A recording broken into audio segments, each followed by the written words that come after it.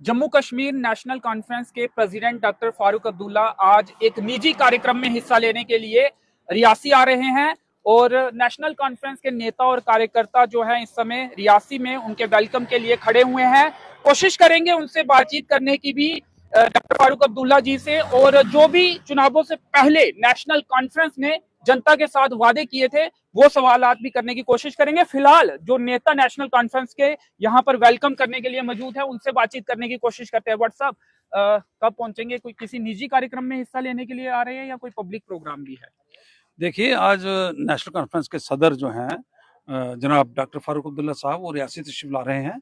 वो उनका एक निजी दौरा यहाँ पर है, वो किसी के फंक्शन में आ रहे हैं। वो उनका कोई तंजीमी दौरा नहीं है, पब्लिक रैली नहीं है। नहीं, कोई पब्लिक रैली नहीं है, वो एक निजी फंक्शन है, किसी की रिटायरमेंट है, वहाँ पे वो आ रहे हैं।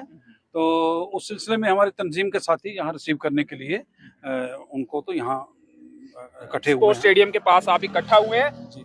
कुछ मुद्दे भी उठाएंगे चुनावों से पहले जो वादे नेशनल कॉन्फ्रेंस ने किए थे वो उनसे पूछेंगे कब हल होंगे।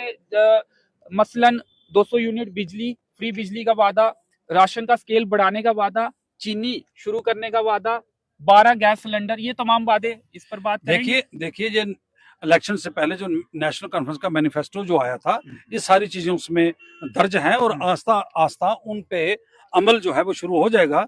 और हमारी कैबिनेट के अंदर इन चीजों पर डिस्कस हो रही है और हमें पूरी उम्मीद है कि इस पर अमल भी होगा और बहुत जल्द जो है ये सारी चीजें जो है ये लोगों तक पहुंचेंगी। जी, देवराज जी आपसे भी बातचीत करना चाहेंगे। आज कोई पूछेंगे उनसे, कोई मुद्दे उठाएंगे उनके समक्ष ताकि एक दो मुद्दा ही हल हो जाए? अब आ रहे हैं तो इतना फायदा तो लेना चाहिए।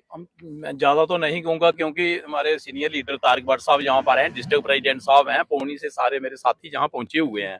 लेकिन जहाँ आज वो अपने एक पर्सनल प्रोग्राम में आ रहे हैं, तो अगर हमें समय मिलेगा हम जरूर उनको ये बात कहेंगे। लेकिन कहने की जरूरत नहीं है, जो नेशनल कॉन्फ्रेंस के वादे किए गए हैं उन पर वो पूरे उतरेंगे। आज जुमा 8 दिन सरकार बने हुए हैं, तो जब से समय थोड़ा 2-4 महीने होते हैं, 3-4-6 महीने तक हमें पूरी उम्मीद है और हम जनता को यकीन दिलाते हैं उन बातों पर वो पूरे उतरेंगे। कौन कौन से वादे याद है आपको? हमें पता है कि यहाँ जैसे 200 यूनिट बिजली के लिए इन्होंने कहा था, सिलेंडर के लिए कहा था।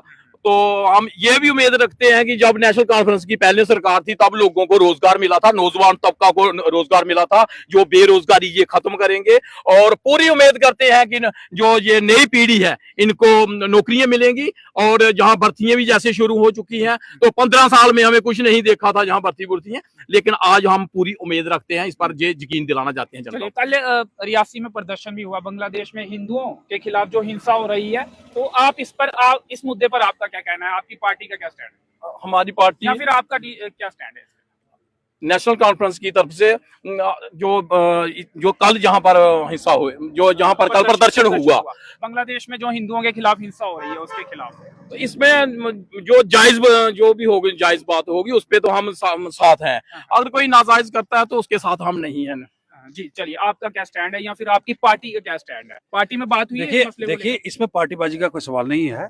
बांग्लादेश के अंदर माइनॉरिटी पर जो तशद्दुद, जो जुल्म वहां पर हो रहा है, हमारी पार्टी भी उसकी मजम्मत करती है और हम जाती तौर पर भी उसकी मजम्मत करते हैं। उसके जितनी मजम्मत की जाए वो कम है। अब वहां पर ये मजहब के नाम पर किसी को मारना या मजहब के नाम पर किसी को लूटना या उनकी जायदाद को नुकसान पहुंचाना, ये कोई मैं कहता हूँ इंसानियत नहीं है। वहां इंसानियत का कत्ल हो रहा है, वो कहीं भी हो। इंसान को मारना, बेगुनाह मारना, बिला मतलब किसी पे हाथ उठाना, इसकी जितनी मजम्मत हो वो होनी चाहिए। मजहब के उनके खिलाफ कड़ी से कड़ी कार्रवाई होनी चाहिए। हमारे गवर्नमेंट को, हमारे मरकजी सरकार को चाहिए कि वो बांग्लादेश गवर्नमेंट के साथ राब्ता कायम करे कि वहां अकलीतों पर जो जुल्म हो रहा है वो नहीं होना चाहिए। क्योंकि अगर वहां पर होगा तो उसका कुदरती बात है कि दूसरी जगह उसका रिएक्शन होगा। तो ये आग फैलती है, इस आग को फैलने से पहले इस पे पानी डालना चाहिए, इस आग को बुझाना चाहिए। ट्रेड पर भी कोई फैसले लेने चाहिए। और इसके अलावा कुछ कल ये प्रदर्शन में मांग भी उठी कि यूएनओ को भी इंटरफेरेंस करना चाहिए, विश्व समुदाय को भी इसमें इंटरफेरेंस करना चाहिए। बिल्कुल करना चाहिए। देखिए मेरी बात सुनिए, मैं ये कहना चाहता हूँ, मजहब क्या चीज है? मजहब, वो कहते हैं ना कि यार तेरा दीन धर्म क्या है, तेरा कोई दीन मजहब ही नहीं है। मजहब जो होता है, दीन जो होता है, धर्म जो होता है, एक कसम होती है।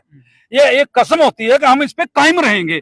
और फिर कोई भी मजहब जो है वो ये नहीं बताता, ये नहीं सिखाता कि वो आप किसी दूसरे के मजहब को ठेस पहुंचाएं, उनके जज्बात के साथ खेलें, उनको नुकसान पहुंचाएं। वो कहीं भी हो, कोई भी मजहब हो, ये इंसानियत के खिलाफ है और इसकी हम मजम्मत करते हैं। मैं समझता हूं कि बांग्लादेश के अंदर माइनॉरिटी कम्युनिटी पर जो जुल्म हो रहा है तो वो बंद होना चाहिए। और अगर किसी भी देश में, चाहे हमारा ही देश क्यों ना हो, वहां पर भी अगर माइनॉरिटी को कहीं तंग किया जाता है तो उसके खिलाफ जो है वो कड़ी से कड़ी कार्रवाई होनी जी चाहिए। चलिए, राजकुमार जी, जो मुद्दे चुनाव से पहले नेशनल कॉन्फ्रेंस में उठाए थे और उनको बड़ी जीत हासिल हुई थी, आज उठाएंगे फारूक अब्दुल्ला जी के देखो, समक्ष? आज उठाने की कोई नहीं, मतलब कोई एक मुद्दा हल किया जाए, शुरुआत की जाए उससे। मैं आपको बताता हूँ कि पिछले दिनों ये सरकार बनने के बाद हमारी 2-3 मीटिंग जम्मू में हो गई हैं, जिसमें मंत्री हमारे जम्मू में हमारे पार्टी हेडक्वार्टर पे उस पर डिस्कस हुई है। और अनकरीब ये मुद्दे जैसे आपका राशन जो डबल होने की बात है, इस पे जो है उस दिन मंत्री जी आए थे, उन्होंने बोला कि इस पे हम काम कर रहे हैं, बहुत जल्दी इस पे हम रिलीफ देने वाले हैं, 12 सिलेंडर पे रिलीफ देने वाले हैं। और ये जो बिजली का जो मुद्दा है 200 यूनिट फ्री का, तो नीडी लोगों को, उसके लिए भी उन्होंने बोला है कि इसको भी हम बड़ी जल्दी हल करने वाले हैं। तो ये पार्टी, मतलब समझ लो कि पार्टी के मंशूर में जो चीजें रखी गई हैं, हमें पूरी तवक्को है कि हमारी कैबिनेट जो है इस पे बड़ी जल्दी फैसले लेने वाली है। जनता इंतजार कर रही है ना, कोई एक मुद्दा तो वो जल्दी से हल हो, नहीं, कोई देखो, शुरुआत हो जाए। मैं समझता हूँ कि पिछले दिनों आप देखो, जब 50,000 रुपया जो सोशल वेलफेयर में मिलता था गरीब बच्ची शादियों का, तो मुझे लगता है कि एक हफ्ते के अंदर ही उसको करके 17,000 रुपया कर दिया गया था। और मैं ये समझता हूँ कि ये जो मंत्री, जो फूड सप्लाई के मंत्री हैं हमारे, 50,000 मिलता था, आगे क्या कह रहे हैं आप? 17,000 कर दिया, 70,000 कर दिया। तो अब मंत्री जी उस दिन सतीश जी आए थे, तो उन्होंने कहा कि इस पे हमने पूरा होमवर्क, इस पे हम लगभग कर चुके हैं, करीब हम ये राशन डबल कर रहे हैं। उससे पहले वो एक उन्होंने बताया कि हम ये राशन कार्ड जो है इसकी एक वेरिफिकेशन थोड़ी सी चाहते हैं, तो वो शायद उन्होंने कोई कमेटियां तश्कील की हैं कि इसकी वेरिफिकेशन भी होनी चाहिए। जो बिलो पॉवर्टी लाइन जो भी आजकल कहा जाता है, कुछ और कहा जाता है, तो उसकी वेरिफिकेशन हो जाए ताकि कोई गलत लोगों को ये फायदा ना। नीड बेस्ड कुछ रहते हैं, तो वो उन्होंने उसमें देखना चाहते हैं कि ये चीजें करने से पहले एक बार इसको हम वेरीफाई कर लें। तो हमें पूरी तसल्ली है कि बहुत जल्दी ये जो 2-4 चीजें मेन है, ये लोगों के हक में जल्दी फैसला आने वाला है। चीनी भी शुरू होगी राशन डिपो में?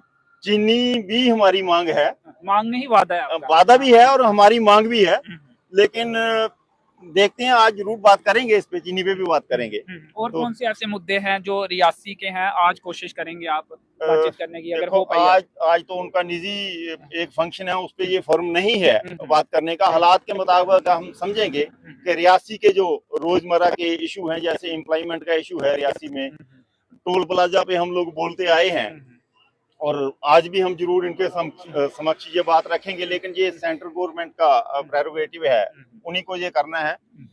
तो जो भी मतलब रियासी से जुड़े हुए मुद्दे हैं, हम कोशिश करेंगे बात। कल एक प्रदर्शन हुआ बांग्लादेश में जो हिंदुओं पर हिंसा हो रही है उसके खिलाफ, तो वहां पे कहा गया कि जो इसमें शामिल नहीं है वो गद्दार है, कुछ इस तरह के शब्द भी इस्तेमाल किए गए। कहने वालों को भी अपनी हद में ही बात करनी चाहिए। आपने सुना वो वीडियो? मैंने देखा वीडियो देखा, तो उसमें तो मैं समझता हूँ कि शायद 1% भी लोग हमारे शहर के नहीं थे। 1% जितनी वहाँ हाजिरी थी, तो बाकी तमाम लोगों को अगर वो इस किस्म की बात कहेंगे तो मैं समझता हूँ कि ये जायज नहीं है।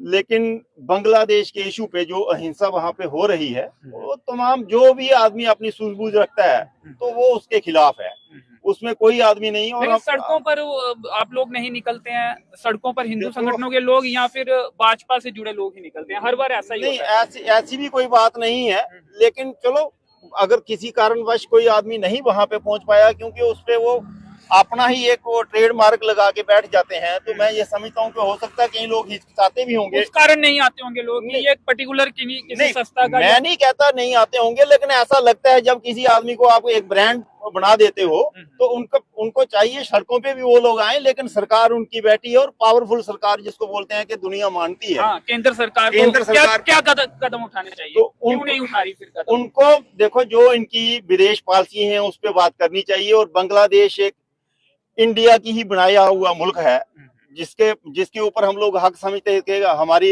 हिंदुस्तान के कारण ही इनको लोगों को आजादी मिली थी।